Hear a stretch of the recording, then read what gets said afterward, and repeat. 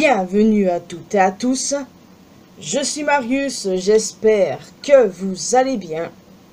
Alors évidemment, nous allons parler de SummerSlam et il y a pas mal de choses à dire.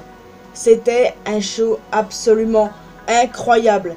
Genre, la WWE, là je peux dire qu'ils se sont pas foirés une seule fois, pas avec un seul match. Tous les matchs étaient bons, les histoires avancent, franchement, que demander de plus?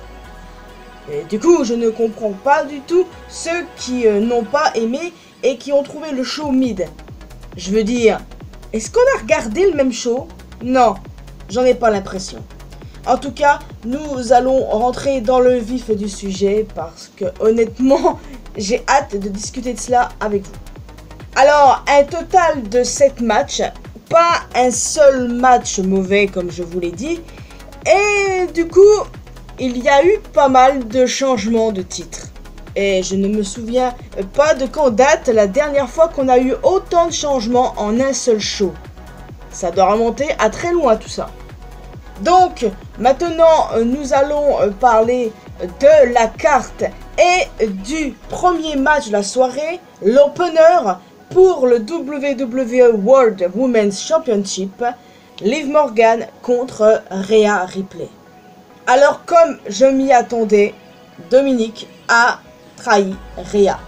Évidemment, c'était logique qu'il fasse sa petite salope et se range du côté de Liv. Ils ont partagé un baiser passionné juste après. Ouais, ça se voit qu'ils se sont appliqués à le faire. Toujours est-il que c'était prévisible, certes, mais ça a fait beaucoup de mal à Rhea. Et attention Dominique, je pense que tu vas pas tarder à perdre tes dents.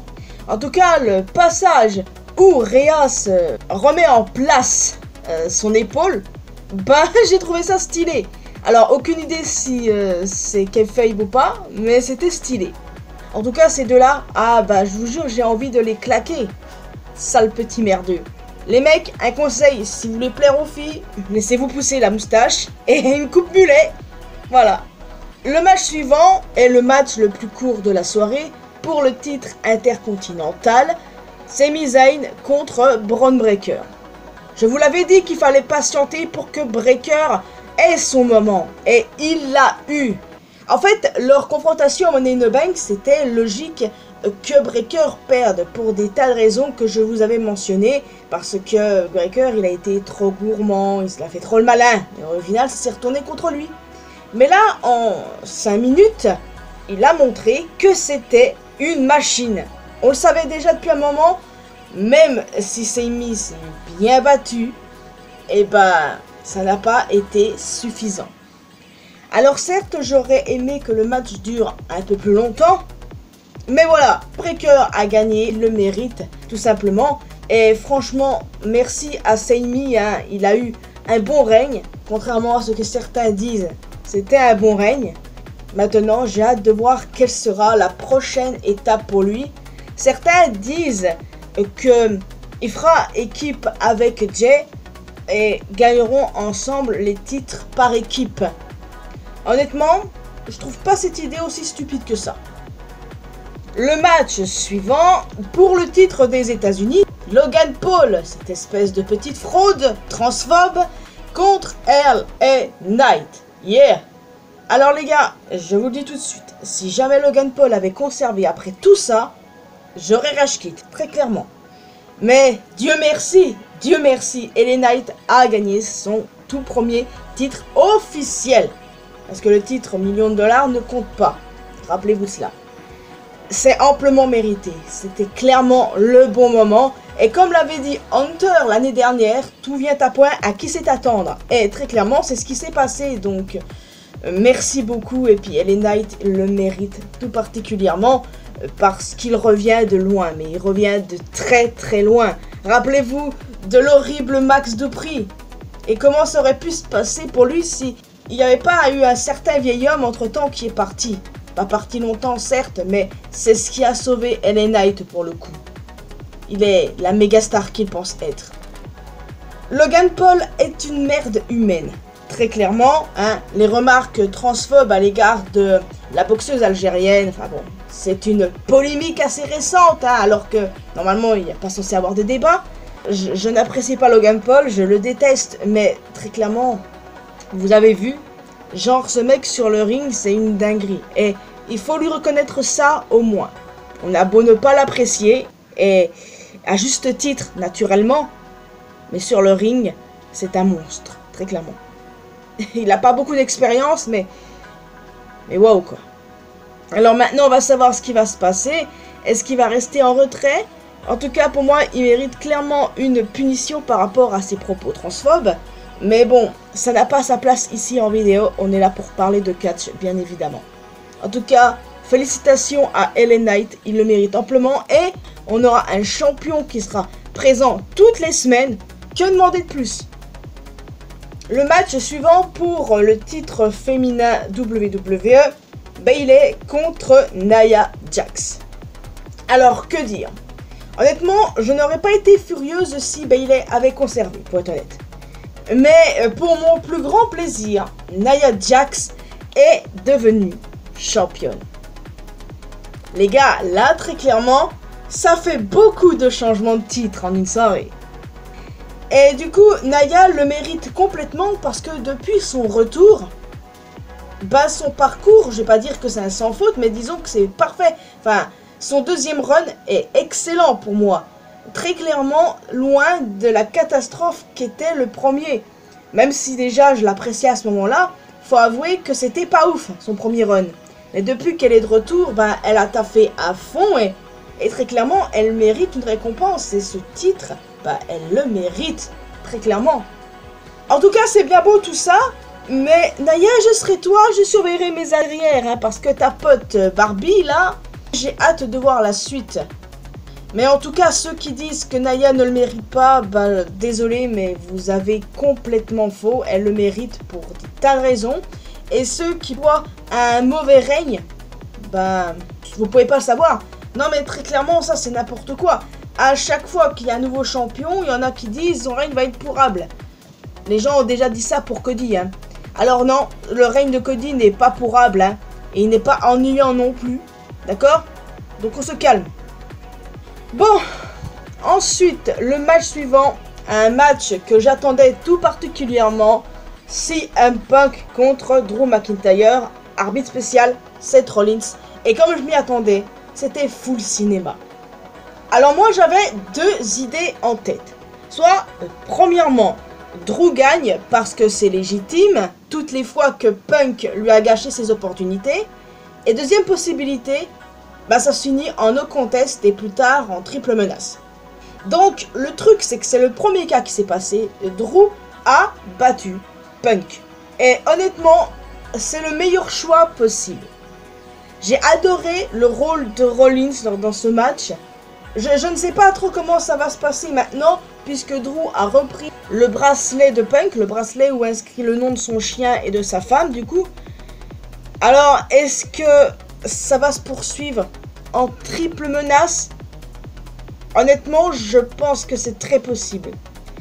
Mais en tout cas, les confrontations entre Punk et Rollins, j'ai bien aimé parce que ça me fait penser à ce qu'on aurait pu avoir à WrestleMania si Punk n'avait pas été blessé. En tout cas, en parlant de Punk, d'accord, il n'a plus son niveau d'antan, mais il est très loin d'être rincé sur un ring. Je veux dire, le cardio, c'est plus tout à fait ça, mais ça se travaille. Je lui fais confiance là-dessus. Ça devrait aller. En vrai, il a eu quelques perles hein, à l'AEW. Et j'avais une crainte aussi, j'avoue, c'est qu'il se reblesse. Et Dieu merci, tout allait bien. Donc en tout cas, le beau gagnant, et j'ai hâte de voir la suite pour ces trois protagonistes. Nous passons ensuite à l'avant-dernier match du show pour le World Heavyweight Championship, Damian Priest contre Gunther. Alors pour le coup, j'étais indécise concernant ce match, très clairement.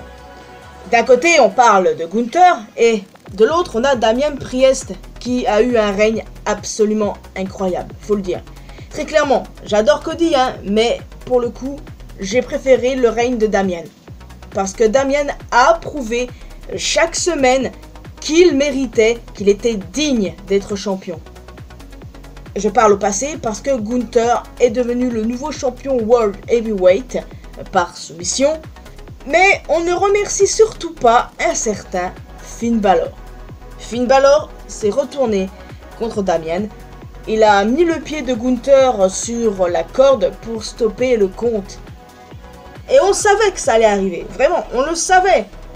Mais mine de rien, ça fait quand même mal au cœur. Je sais pas vous, mais moi j'ai eu un pincement au cœur parce que c'est la fin du Judgment Day. Et puis j'aimais beaucoup le duo que Finn formait avec Damian. Je pense en fait que cette rivalité n'a tout simplement pas besoin de titre. Alors oui, Finn avec le titre, j'en rêve, je vais pas vous mentir. Mais je pense qu'on finira par l'avoir un jour. Cependant, je pense que une rivalité comme celle de Finn et Damian n'en a pas besoin. Parce que c'est bien plus profond que ça. Beaucoup plus profond. Moi, c'est le genre de truc que j'aime dans le catch, vous voyez. Je pense que ça va être assez émotif, hein, mine de rien. Après, est-ce qu'on peut dire que c'est vraiment la fin du Judgment Day? Parce que bon, Dom qui trahit Rhea, Finn qui trahit Damian. Est-ce que ça signifie que Finn, JD qui l'a suivi d'ailleurs, il l'a dit sur les réseaux sociaux, et Dom quitte le Judgment Day? Ou alors le Judgment Day existe toujours, mais juste Damian et Rhea ont été kick-out? En vrai, il y a des chances que le Judgment Day il survit, hein, mais juste que Damian et Rhea ne seront plus là. Genre, on peut même imaginer que Raquel Rodriguez fasse son retour d'ici peu pour devenir la bodyguard de Liv. Je sais pas, je pense qu'il y a des chances que le nouveau Judgment Day soit composé de Liv, Raquel, Finn, Dom et du coup Didi. Après, il va savoir ce qui va se passer avec Carlito. Peut-être qu'il va prendre le parti de Rhea et Damian, on sait pas. Mais bon, en tout cas, la suite promet. Et le Judgment Day, franchement, voilà quoi. Quel clan, il restera à jamais dans l'histoire, c'est clair et net. Donc maintenant, nous allons parler du Main Event. Bon, avant ça, c'est vrai, on a eu un petit segment sur le ring avec Awesome True, l'invité Jelly Roll et aussi Alton Down Under. On va dire un mot vite fait sur ce segment. Theory n'arrête pas d'en prendre plein la gueule à chaque fois. Toutes les semaines, le mec il en prend pour son grade alors que Waller il s'en sort. Et clairement, non mais Austin, il est temps que tu te réveilles et que tu te sortes de cette relation toxique. J'espère qu'il va vite le réaliser, en tout cas il est fait pour être un babyface. En tout cas, j'ai trouvé tout de même le segment assez fun. Et maintenant, nous allons parler du Main Event pour la Disputed WWE Championship. Cody Rhodes versus Solo Sikoa. Alors, je veux pas dire les mecs, mais j'en avais discuté sur Twitter avant le show du coup. Et plus les gens parlaient et donnaient leur avis, plus ils me faisaient douter, ces cons. J'étais en mode, et c'est clairement impossible que Solo batte Cody, impossible. Et pourtant, il y en a qui disaient ci, il y en a qui disaient ça, en sortant des scénarios et tout. Et moi, comme une cloche, j'ai commencé à douter en mode... Et si...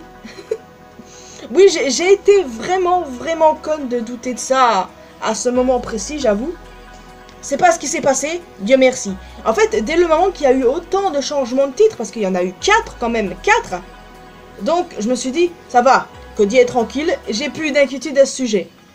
Et du coup, ce Bloodline Rules match, évidemment, c'était le gros bordel. Hein.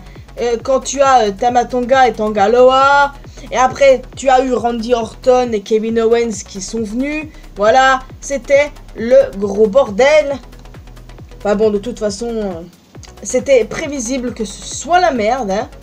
Et le retour de notre chef tribal. Je parle du vrai. Roman Reigns est de retour pour notre plus grand plaisir. Et c'est terminé pour toi la récré Solo. Non mais vraiment, quel plaisir de revoir Roman. Vraiment. Et du coup, il y en a beaucoup qui m'ont dit, pourquoi est-ce que tu fais la focus comme ça? Genre en mode, je peux pas être contente du retour de Roman? Pourquoi? C'est pas parce que j'aime Cody que j'aime pas Roman, c'est n'importe quoi. Désolé les gars si j'ai l'air un peu crevé, c'est normal, c'est juste que ces temps-ci j'ai pas beaucoup de temps pour dormir, il fait beaucoup trop chaud. Mais bon, le truc c'est que à un moment donné, il y a Jacob Fatou qui a fait un spot sur la table. Les gens ont cru qu'il s'était blessé vu que après le show, il a été aidé pour retourner en colis et puis il y a eu une photo qu'il a posté où il avait quelque chose au pied.